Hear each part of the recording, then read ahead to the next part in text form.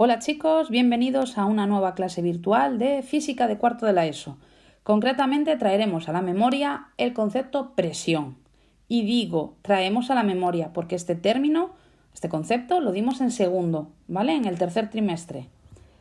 Como ya sé que no nos vamos a acordar de mucho, empiezo de cero. Bien, lo primero que tengo que saber es que las fuerzas que se ejercen entre dos cuerpos van a actuar sobre toda la superficie de contacto, ¿vale? Imaginaros que vosotros os apoyáis contra la pared y literalmente apoyáis desde la zona del omóplato hasta la parte superficial del hombro, ¿vale? La parte más arriba del hombro. Bien, toda esa superficie va a estar en contacto, por tanto, toda la fuerza la vais a hacer con eso. Si yo, por ejemplo, en vez de estar apoyada por la espalda, apoyo solo una mano, mi superficie de contacto para aplicar la fuerza solo sería la palma de mi mano, ¿vale? Entonces, toda la fuerza ejercida entre dos cuerpos va a ser la zona que estén en contacto entre ellos dos. Bien, la fórmula que trabajamos cuando estábamos en segundo nos decía que la presión se representa por P mayúscula, es el cociente entre la F y la S. Bien, ¿qué es cada letra? Vamos con tranquilidad. La P se define la presión y su unidad es el pascal, ¿vale? La F es la fuerza, se mide en newtons, y la S hace referencia a la superficie, que en el sistema internacional, metro cuadrado. Bien. Ojo, cuando hablemos de presión, la presión tiene varias unidades, aparte de la del pascal. Una de las que habréis oído, porque estoy seguro que alguno se acordará a lo mejor de algo de primero, cuando dimos el climograma y cuando hablábamos del parte meteorológico, se hablaba de los mapas de isobaras. ¿Sí? ¿Os acordáis? Bueno, en los mapas de isobaras se representan como líneas continuas, con formas curvas, a todos aquellos puntos que tienen la misma presión atmosférica. Y la presión atmosférica se mide en milibares o bares.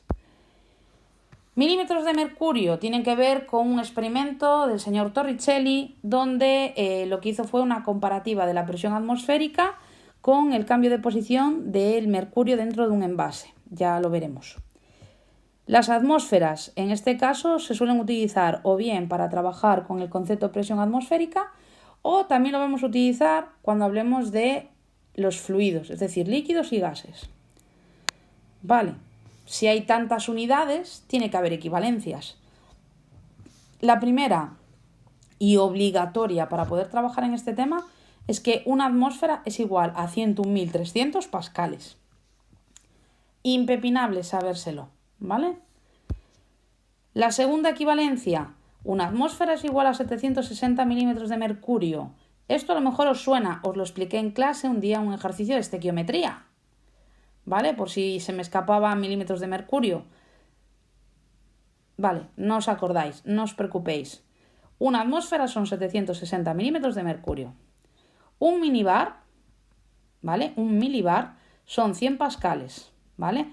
Por tanto, es importante que todo el mundo sepa manipular estas unidades, aunque ya os digo, principalmente la que vamos a utilizar en este tema es el pascal. En algún ejercicio será necesario pasar de pascal a atmósferas, por tanto haremos una regla de 3. Bien, ¿pero qué nos permite explicar la presión? O sea, la presión en nuestra vida es el estrés, es lo que me pesa la mochila. No es lo mismo presión que peso, ¿vale? Mirad, os pongo dos ejemplos.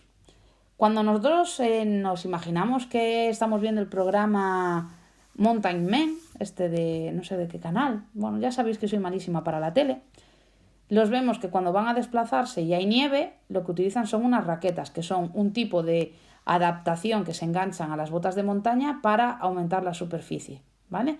¿Por qué lo hacen? Porque están aplicando el concepto de presión. Cuanta mayor superficie, menos fuerza se aplica en esa zona. Entonces se distribuye de una manera totalmente diferente. Por eso esa gente no se hunde en la nieve. Y la segunda opción, que os la voy a poner como ejemplo, todo el mundo sabe lo que es un clavo. Si yo quiero clavar un clavo en una madera, yo lo que necesito es que la punta que yo quiero que entre dentro de la madera esté afilada y lo más estrechita posible la punta. Bien, si es muy finita, yo con 2 o 3 martillazos lo tengo colocado, ¿vale? Y bien colocado. Si por el contrario este clavo no está afiladito, ¿vale? Lo que va a ocurrir es que voy a tener que aplicar un montón de martillazos y lo más seguro es que lo primero que pase es que tuerza el clavo y segundo, se pueda llegar a romper, ¿vale? No es normal, pero podría llegar al caso. Entonces, los clavos bien afilados penetran mejor en la madera o en cualquier otra superficie que si están planos. ¿Bien? Pero ¿qué pasa con el concepto de presión cuando hablemos de el agua? Y os hablo primero de agua por no hablaros de fluidos para no liaros. Bien, esto es nuevo, ¿vale? Pero no es difícil porque por un lado voy a dejar de lado cómo se llega a esta fórmula, simplemente para que la sepáis poner en práctica. Bien, cuando nosotros hablemos de líquidos y gases, a eso le vamos a llamar fluidos. Y concretamente vamos a definir que la presión es el resultado de multiplicar la D, la G y la H. Bien, calma, pueblo, calma. La P sigue siendo la presión, se mide en pascales. La D es la densidad, se mide en kilogramo metro cúbico. Es un concepto que trabajasteis en primero de la ESO. Problemas de memoria, ¿no, chicos? Bueno. Y la H es la profundidad o altura. En este caso, como estamos hablando de líquidos, hablaríamos de profundidad. Si habláramos de gases, hablaríamos de altura a la que se encuentra ese gas. Bien, y cuando yo hablo de presión en fluidos, a esto se le llama presión hidrostática, ¿vale? Ahora bien, ¿qué sabemos cuando hablamos de fluidos? Bien, algo que luego más adelante profundizaremos a través del principio de Arquímedes, el principio de Pascal, bueno, con calma. Lo que nosotros vamos a ver es que si nosotros metemos un objeto dentro de un fluido, me da igual, líquido o gas, lo que va a recibir es presión por parte del fluido y se va a ejercer literalmente sobre la superficie completa de ese objeto, ¿vale? Y por otro lado, esta presión va a actuar sobre todos los puntos del fluido y sobre todas las partes del recipiente que lo contiene. Vale. Vamos a clarificar esto desde un punto de vista práctico, ¿vale? Calma, pueblo. Imaginaros que tenéis un vaso, ¿vale? Y ese vaso lo tenéis con agua hasta mitad, ¿vale? Ni medio vacío ni medio lleno, mitad, ¿vale? Bien, y yo he cocido un huevo y quiero enfriarlo. ¿Qué es lo que hago? Cojo el huevo y lo meto dentro de este vaso con agua fría. ¿Qué es lo que va a ocurrir? Que por un lado, ese huevo va a provocar una fuerza, va a generar una presión sobre el fluido, ¿vale? El fluido, lo que va a ocurrir es que se va a desplazar hacia arriba, principio de Arquímedes, lo equivalente al espacio que ocupa ese huevo dentro del fluido, y el agua va a generar presión sobre toda la superficie del huevo y sobre toda la superficie del vaso que contiene el agua. Pero a su vez, tanto el vaso como el huevo generan fuerza, en este caso en forma de presión, sobre el líquido, ¿vale? En este caso el vaso de agua. ¿Ha quedado un poquito más claro, más visual? ¿Sí? Bueno. Vamos a ver qué efectos tiene la presión hidrostática en la vida cotidiana. Bueno, la primera os la traigo porque la viví en primera persona, ¿vale? Los submarinistas deben de tener cuidado al descender y ascender por la formación de burbujas. Bueno, mirad, cuando hablamos de buceo, lo primero, el buceo siempre se tiene que hacer en pareja, ¿vale? Y siempre tiene que haber comunicación. Hay un lenguaje internacional que permite que todos los buzos puedan comunicarse, ¿vale? Bien, cuando hablamos de inmersiones pequeñas, pues 7, 10 metros, no hay tanto problema. Hablamos de problemas de inmersión cuando nos metemos en situaciones de más de 15, 20 metros, ¿vale? Todas estas inmersiones se tienen que hacer de forma controlada y con paradas, ¿vale? Esas paradas se programan, se estudian, se hacen cálculos y en este caso con un reloj de buceo, nosotros lo que hacemos es programar, ¿vale? Cada cuánto tiempo tenemos que hacer una parada y cuánto tiempo dura esta parada. Si un buzo no lo hace tanto en la bajada o en la subida o en las dos, ¿vale? Lo que tenemos es la posibilidad de que se produzca una embolia, es decir, que se puedan generar burbujas de aire en el torrente sanguíneo. Y eso, pues desgraciadamente, puede concurrir en un accidente muy grave, ¿vale? No solo que literalmente te mueras ya allí, no llegues ni siquiera a superficie, En el caso de que te puedan rescatar, lo que hay que hacer es llevar a estos buzos a lo que se llaman cámaras hiperbáricas para hacer la subida, es decir, recrear dentro de una cámara las condiciones en las que tuvo el accidente y lograr que este buzo poco a poco su cuerpo, en este caso su sangre, vuelva a estar a la situación normal de profundidad cero, ¿vale? ¿Qué es lo que ocurre normalmente? Pues eso, cuando vamos en avión o cuando buceamos y bajamos pues a 3, 4 incluso a 7 metros, que fue lo que me pasó a mí.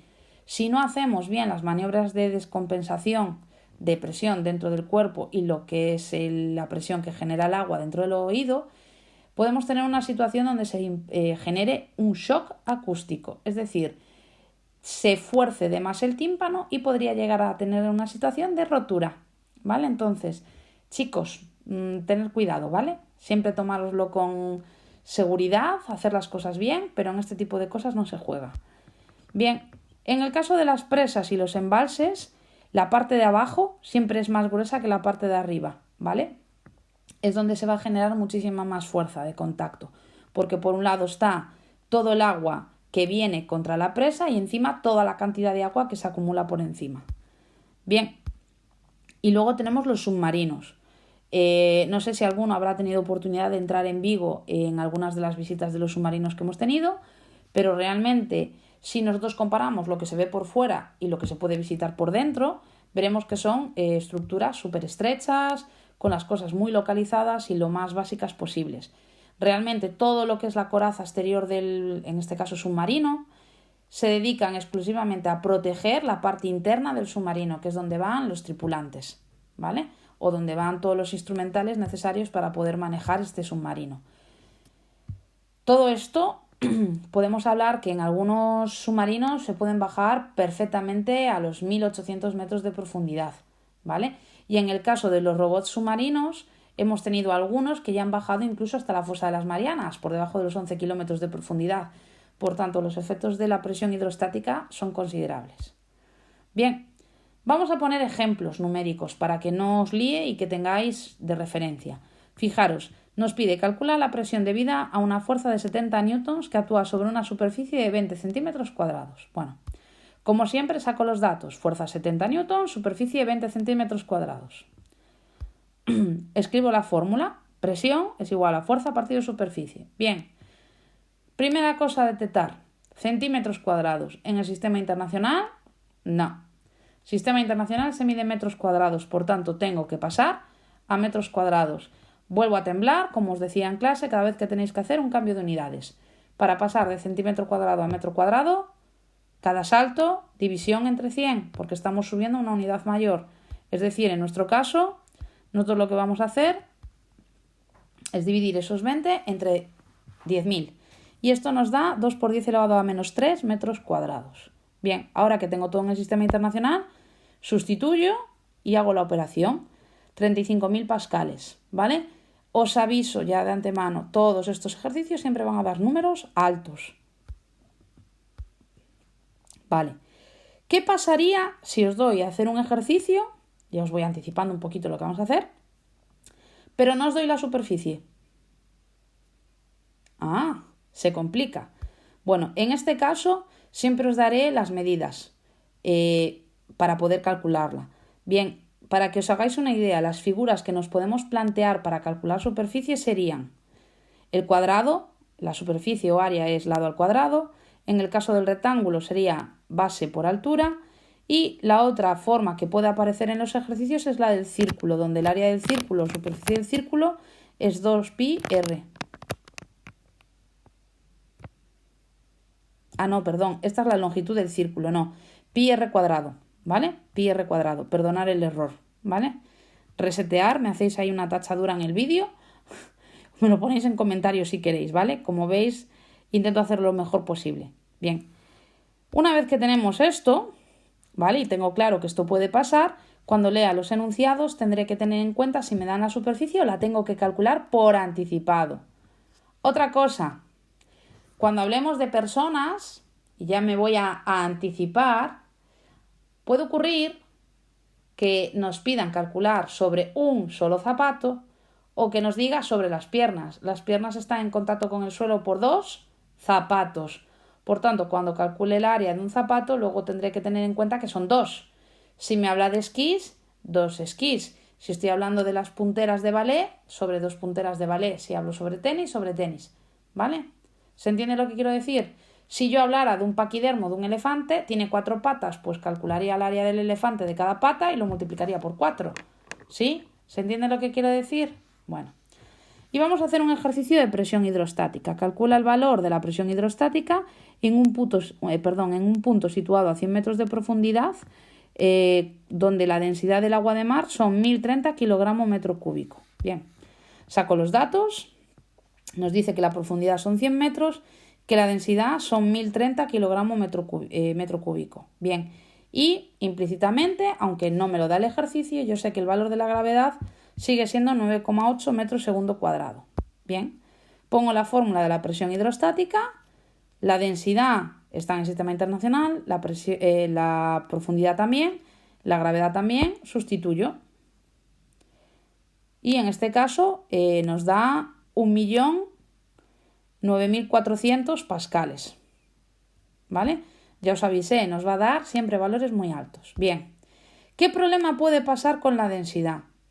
Pues que literalmente os puede venir en algún ejercicio que está en gramo centímetro cúbico. Bueno, a estas alturas, ya lo habéis hecho en el tema de los movimientos, sabemos utilizar factores de conversión. Bueno, yo os lo dejo aquí escrito cómo sería un factor de conversión para la densidad. Imaginaros que os diga 1,030 gramos centímetro cúbico, ¿vale? Y lo quiero pasar al sistema internacional, es decir, kilogramo metro cúbico. Pues literalmente lo que voy a hacer, primero eliminar la palabra gramo. Gramo en el denominador, kilo en la parte de arriba. En un kilo tengo 1000 gramos. Bien. Segundo factor, quiero eliminar la palabra centímetro cúbico. Un metro cúbico tiene 1.000.000 de centímetros cúbicos, ¿vale? Si yo hago esta operación, me da 1030 kilogramos metro cúbico, ¿vale? Bien, estas serían las dos situaciones estándares que podéis tener cuando hablemos de presión hidrostática o de presión. Espero haberos despertado interés por ver qué es lo que vamos a ver en este tema de la presión, a ver de qué cosas nos acordamos. Algunos de los ejercicios los hicimos en segundo, pero algunos los vamos a hacer totalmente nuevos y creando un poquito más de dificultad para que los veáis. Espero que os guste y que tengáis ánimo para aprender un montón de cosas que tenemos por delante. Nos vemos en clase, chicos.